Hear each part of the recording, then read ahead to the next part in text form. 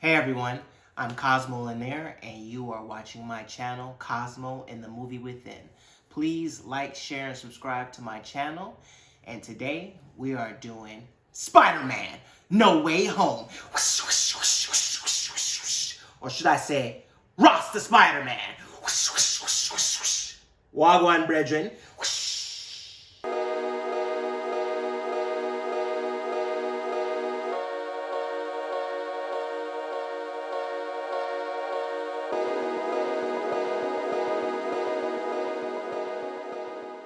So, Spider-Man No Way Home. It finally hit. The rumbles, the swinging, the could it be? It's finally here. Spider-Man No Way Home. We've been waiting for this and waiting for this. This is, I want to say, almost as big, if not as big as Endgame. Like, it's up there. And between certain TV shows and the movies and all these little things have been trickling in, playing a role. Even Venom, stuff that's in a completely different studio, even though it's part of the studio, that comes from the studio, that's with the studio, that's partnered with the studio. You get the vibe.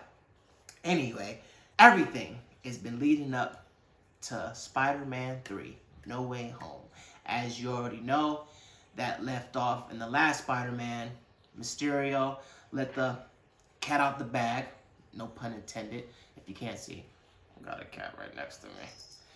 But let the cat out the bag and said who Spider-Man was. Peter Parker.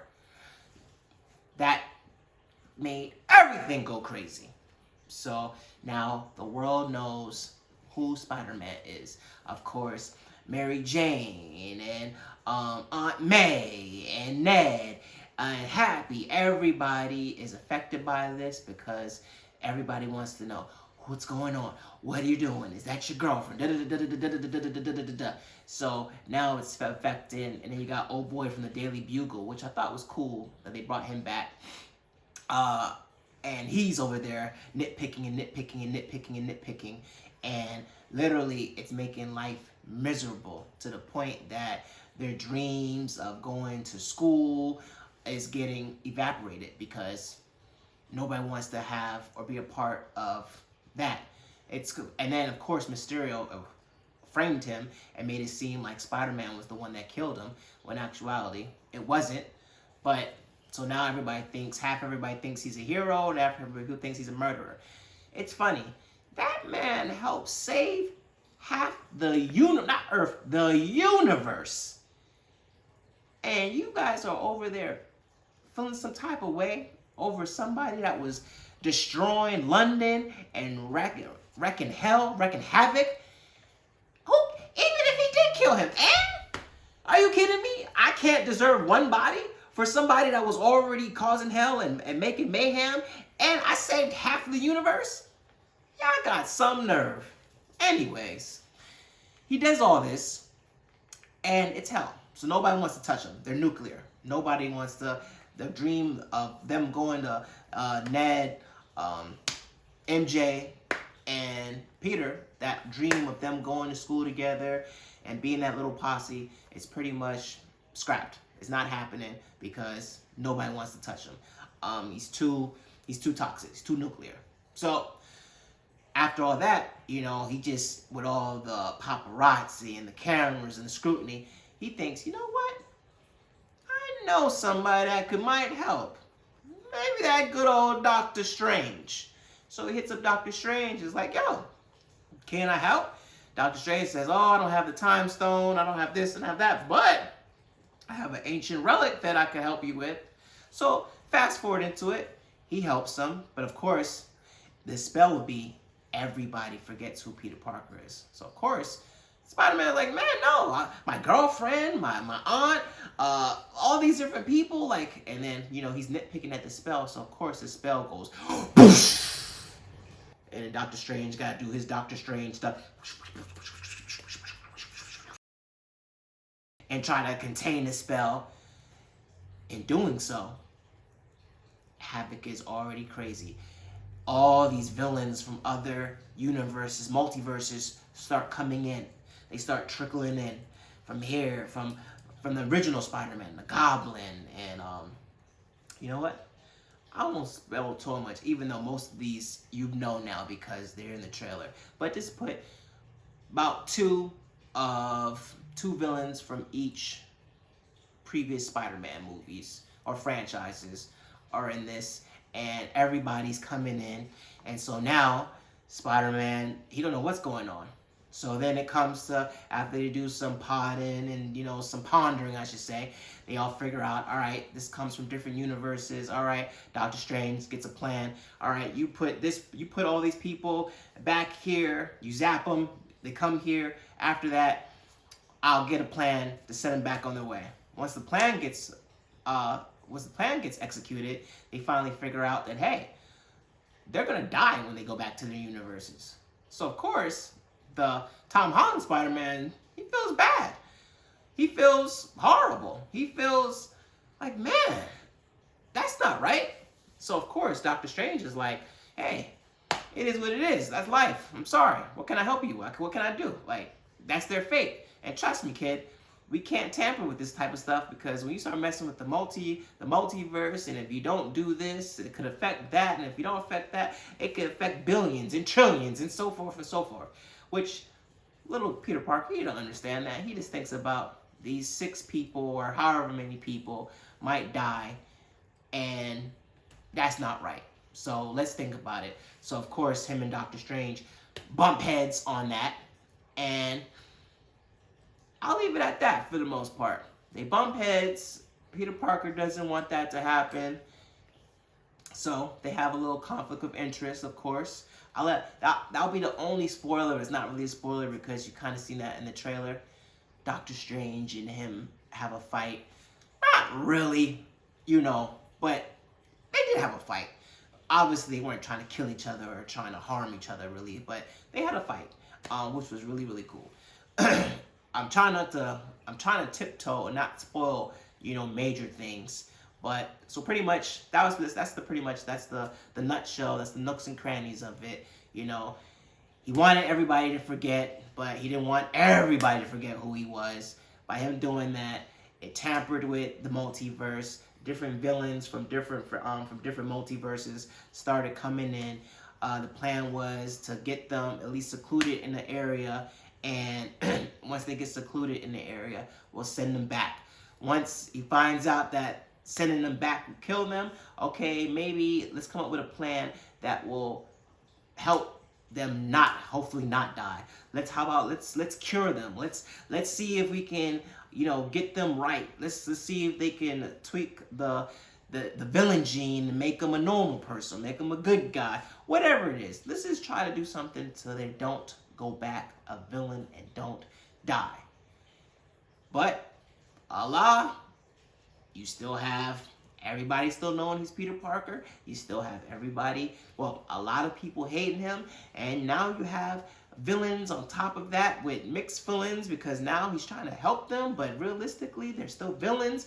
So it's a lot going on, and now he has to come up with a plan to not only stop these villains and stop them without them trying to kill him, and help them get back to their universes safely.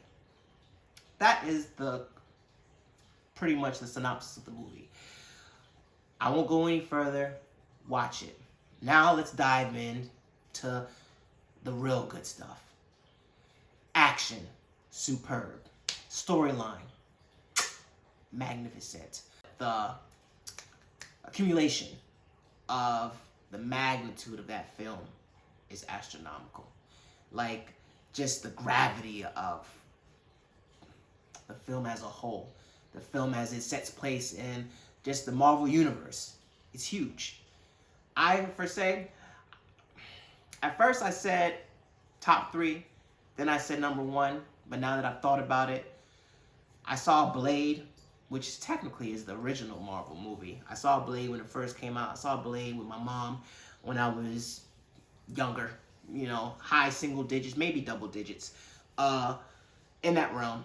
And that scene with the blood coming down, and then and then the vampires noticing Blade, and they're trying to hide their fangs, and you just say, Daywalker, Daywalker, Daywalker, Daywalker, and then you see Blade and all Wesley Snipes in all black, and then with his sword, with the music, and then that music before, that club music, boom, boom, boom, boom, boom. Man, listen, that to this day holds something in my heart because it just made such a... I thought that was so badass as a kid, even to this day. So that is just holds something special. Endgame as a whole, that insane on your left, Cap. Man, cold chills. Cold chills. That by far is still one of the best scenes in Marvel. But Spider-Man as a whole, I think it's number one. I think it's number one. That scene at Endgame, yes, that scene is number one by far. But as a whole, Spider-Man is number one. Blade for me is still up there because of how it, in my heart, when I saw it, and the magnitude it kept on me. But I wouldn't be mad if somebody said Spider-Man is in their top three. I wouldn't be mad if somebody said Spider-Man is number one.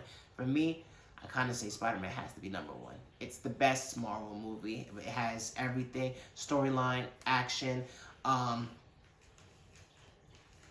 big scenes, big wow scenes, big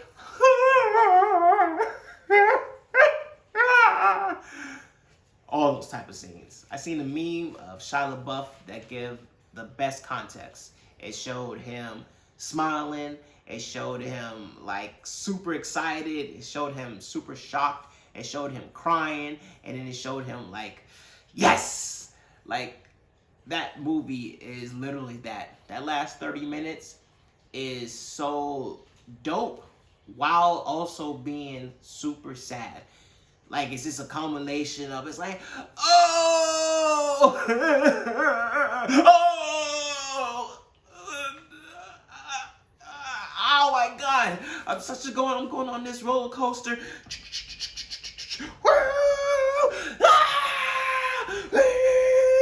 The whole movie's a roller coaster in the most amazing way. So, all I can say is, please go see it. You will love it. You will enjoy it. You might even cry. You'll be excited. You're gonna yell and scream.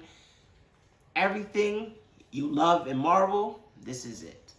This is what if you've been watching Marvel for a long time, you will really enjoy it. And if you've been watching Marvel for a short time, even with all the stuff in the movie, you will still enjoy it because it gives a little bit to everybody. It gives it to the long fans, the fans that's just started. It's a little bit for everybody. This movie gets 5 more fires. More fire, more fire, more fire, more fire, more fire. Boom, boom, boom, boom. Please go see this movie. Thank me later. Oh, and it's already broken a ton of records. Like, and we're in a pandemic still, unfortunately. And this is already, I think, number 4 all time of opening weekend, which it already set the precedent for a pandemic opening weekend. But just in general, number 4 all time. Only, I think, after Marvel-wise, I think only after Endgame now. So, go see it. I don't know how they top themselves. Tom Holland, they already said they already have signed up for another 3 installments. They've already started production on the 4th one. I don't know how that's going to work because Tom Holland now is talking about he wants to start a family and he wants to maybe leave Spider-Man alone, maybe have somebody else do it. But he's also saying, yeah, I'm gung-ho, I want to do it, and yeah. So who knows, but they seem like they're going full force ahead. But honestly, how do you top this one? You can't. Like, this is the type of one where you might just need to let it live, let it breathe for a while, because how do you top this? This was amazing. Pure joy. That's all I got. Sorry if the movie review is not as detailed as my other ones usually are, but I didn't want to go too crazy because it is a lot of spoilers and a lot of things in this one. But just go ahead, go see it. You'll enjoy it. 5 more fires. Whoosh.